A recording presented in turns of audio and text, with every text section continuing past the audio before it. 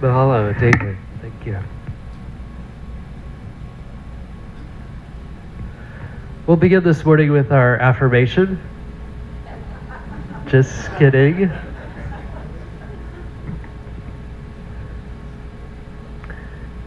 I held a small piece of parchment in my hands, and I wondered about its origin. I worked as the Unity archivist, and there was a piece of parchment in the Unity archives at Unity Village, Missouri, with this on it. On a hunch that it might be Arabic, I called Dr. Rolf Beer, who was on the board of the Kansas City Interfaith Council. Dr. Beer was very excited to help, and he shared with me that he often visited Unity Village. He liked the peace of walking through the gardens and the fountains. And he found peace and prayer at Unity Village, as well as in his mosque. He came to visit, and he got so excited as we unrolled this small piece of parchment. It's the Shahada, the prayer that Muslims recite every day. It's the first surah of the Quran. And he talked so passionately and quickly, excitedly about this prayer as we shared. I had another document that had similar writing, and I thought they might be related, but they'd never been fully cataloged. And so I brought it out. And Dr. Mir apologized that he wasn't fluent in Arabic. Dr. Mir is from Kashmir, the disputed area between Pakistan and India. But we made a copy for him to take back to the mosque to translate. So this morning we're talking about Islam, and we're talking about the idea of peace. And this is a concept that, surprisingly for many of us, is rooted in Islam. So today we'll talk about the story of Muhammad, a very basic story. We'll talk about some of the misconceptions of Islam and Muslims, the basic beliefs of moderate and mystical Islam, and the practice of inner peace and applying peace in conflict. So Muhammad had mystical visions, and he heard God. This is the calligraphy. Let's go back and do that affirmation. Can you recite the affirmation with me? I live in the peace of God. I live in the peace of God.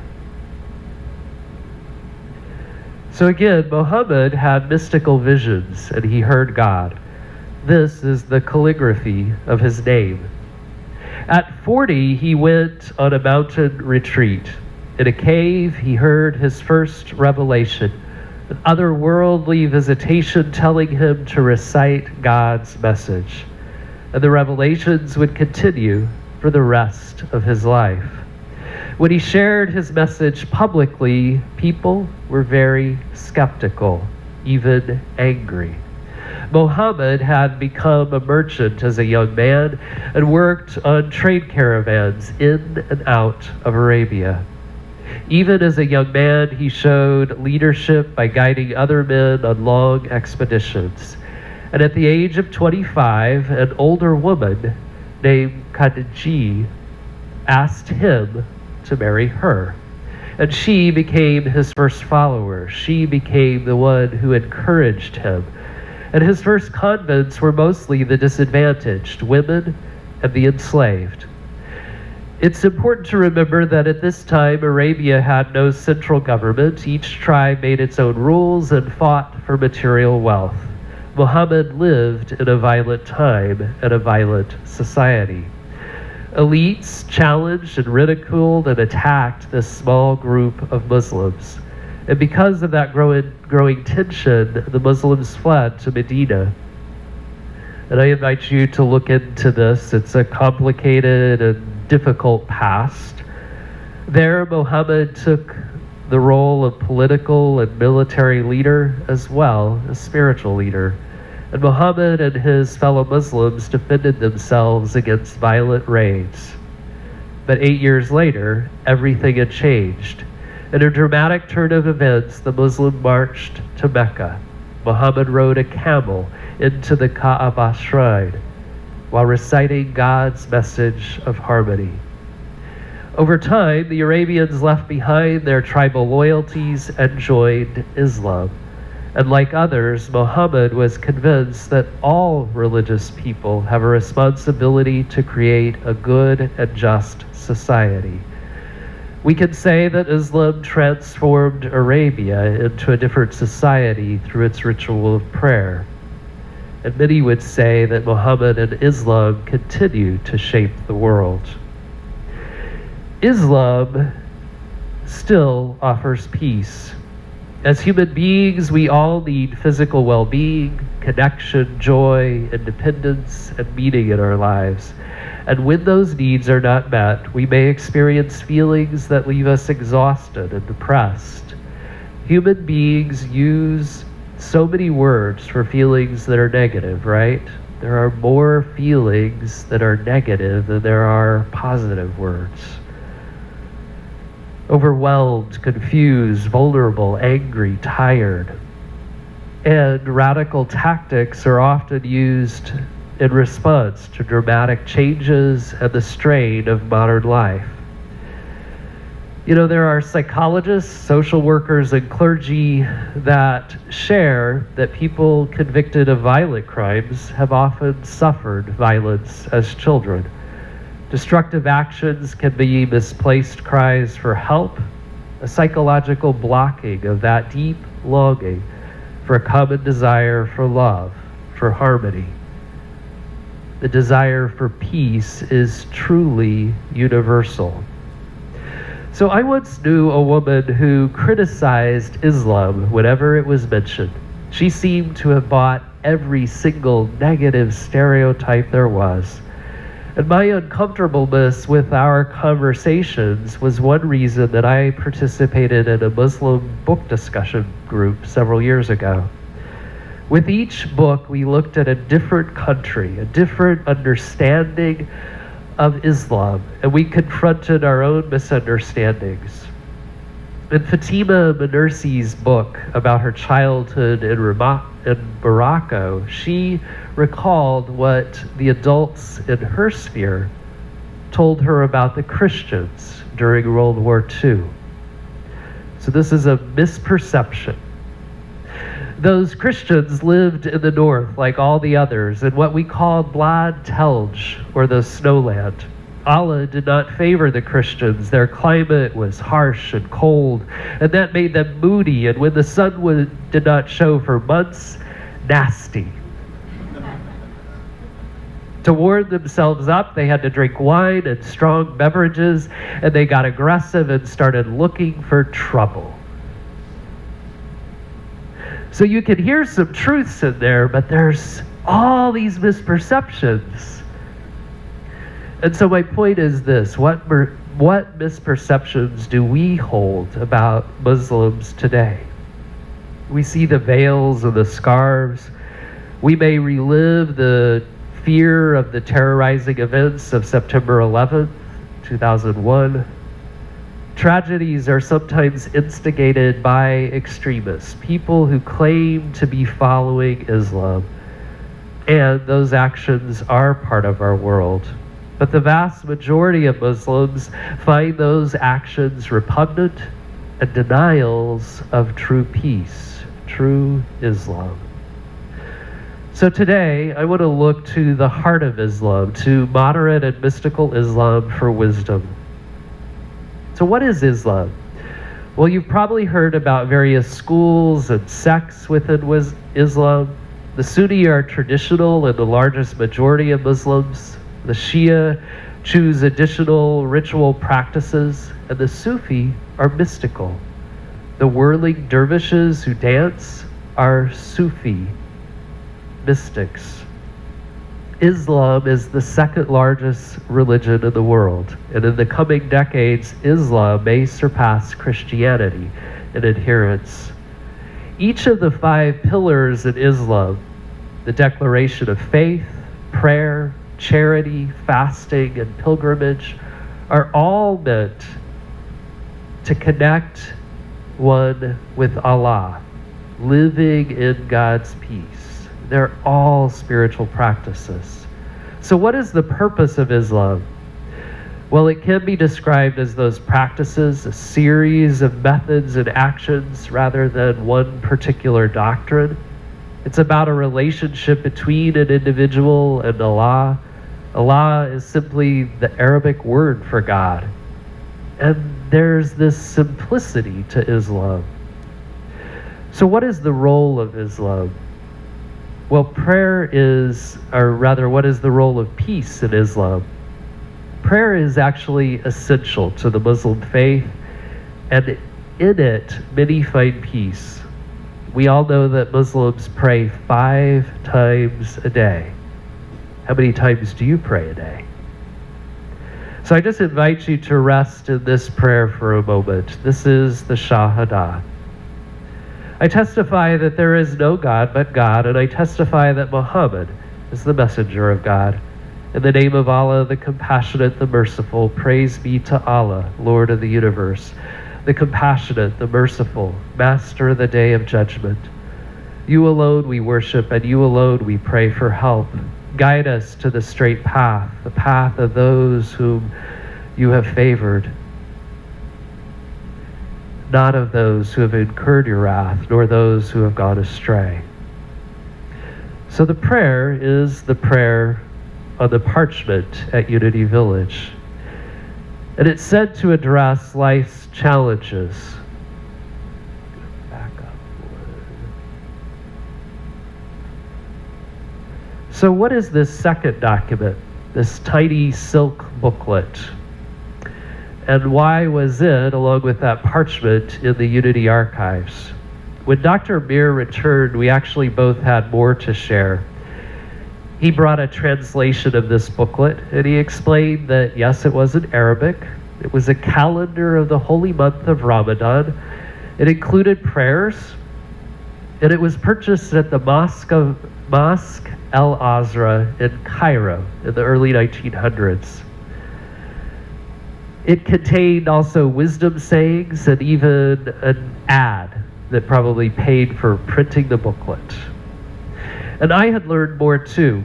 In my research in the archives, I had been able to connect these documents, and I learned that Myrtle Fillmore had received a package from her friend Esther Robinson in 1906. Robertson included the parchment, the silk booklet, and a string of clay beads, all from Egypt. They were sent for the new Unity Library. And Robertson had received them from yet another friend and a neighbor, Florence Groff, a scholar of Egypt who had made frequent trips to the country. Today, all of these items are thoroughly documented and translated by Dr. Mir and Kansas City's Muslim community, and they helped us solve this 108-year-old mystery. So I think that Myrtle Fillmore kept these because of that prayer connection. She understood that these were examples of prayer around the world, and that when she was praying, others were praying as well. So let's go back to that quote. By the way, this is the mosque in Cairo. And this quote from Charles Fillmore. Sometimes I've thought it's silly to pray. Unity co-founder Charles Fillmore once shared his own struggle with prayer. I remember a time when I thought it was silly to pray. I said I'd never seen God. Where was he? And what was the use of praying to a God that you don't know anything about? I think that was all right in my understanding, but I got so that I couldn't utter a prayer. I couldn't even make an effort to pray. We do need prayer. We all need prayer. We need this union or this communion with the higher realm of being. There is no other way I know but prayer. So Charles definitely came around to be a prayer warrior, a defender of prayer, a user of prayer. There's no other way to connect to the divine but with prayer. Salat, or prayer, is often spoke about in the Holy Quran. And the Quran states, "In the remembrance of God do hearts find peace." In the remembrance of God do hearts find peace. Some Muslims believe that spacing their prayers 5 times a day contributes to their well-being and leaves practically no room for negative thinking. And the advice is actually similar to the statement by the Apostle Paul to pray without ceasing. In prayer, Muslims surrender, relinquish control, and find peace in prayer. And of course, Muslims say formal prayers and spontaneous prayers. Outsiders may see prayer in Islam as those assigned words in community. Even then, it is this attitude of prayer that often leads to a spiritual experience. Pure peace can leave us calm, clear-headed, centered, and content. In peace, we are relaxed, relieved, satisfied, and tranquil. I want to pray deeply and to live from that peace within. We all want to live from a calm, serene place of contentment. Of course, Muslims live and work throughout our world, and I want to share with you a video. This is a brief clip from Dr. Ala Murabit. She applies her faith to her work. She's actually a medical doctor who grew up in Canada. She went to school, to medical school in Libya, and she serves as the United Nations High-Level Commissioner on Health, Employment, and Economic Growth. I don't know that that fits on a business card. She has mediated conflicts around the world, and at the Oslo Freedom Forum, she's speaking about constructive peace and the power of listening.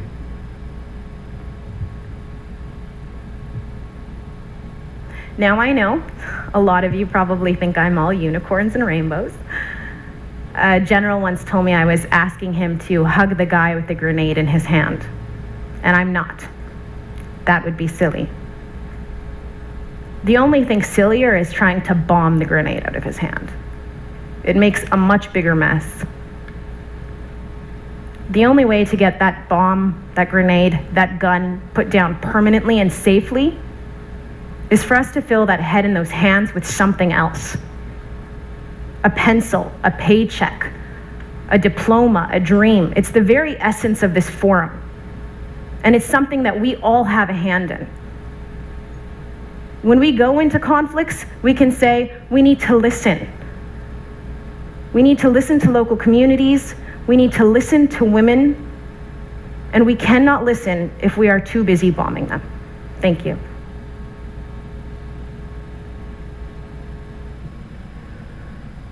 So I think that we could apply, oh, we're still going, we're stuck. Oh, it moved. Thank you. So I think that we could apply what she said to the conflicts in our lives. When do we listen? How do we apply that peace in our own lives? So let's affirm together again. I live in the peace of God. One more time. I live in the peace of God. So let us apply this peace in our world. We may think of prayer as a conversation with God, of changing our thinking patterns through affirmations or sitting quietly in meditation. I encourage you to use written prayers if you choose, or spontaneous prayer. And ask yourself, when do you pray to connect to God? explore for yourself how to access peace and then apply that peace in your lives. Ma salama means peace to you in Arabic. Ma salama. Ma salama.